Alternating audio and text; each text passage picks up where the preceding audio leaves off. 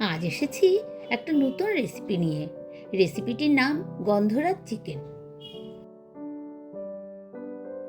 এটি বানাতে আমি 1.5 কেজি চিকেন নিয়েছি। তার সাথে আমি মাঝারি সাইজের দুটো পেঁয়াজ বাটা আর 2 চামচি ফেটানো দই আমি এখানে দিয়ে ভালো করে মেখে নেব।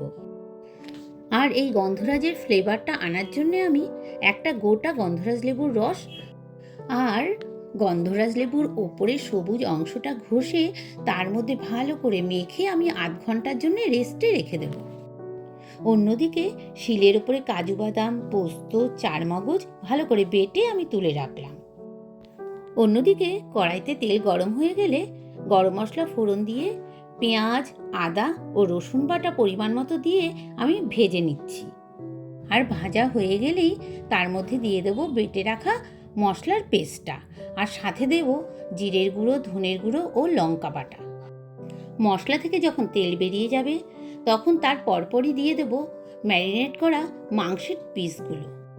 বেশ খানিকক্ষণ নাড়াচাড়া করার পরে আমি আগে থেকে কেটে রাখা গোল করা লেবুর টুকরো তার উপর দিয়ে আধ ঘন্টার জন্য আমি রেখে দেব।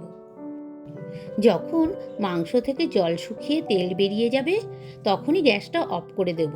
এভাবেই তৈরি হয়ে গেল আমার গন্ধরাজ চিকেন।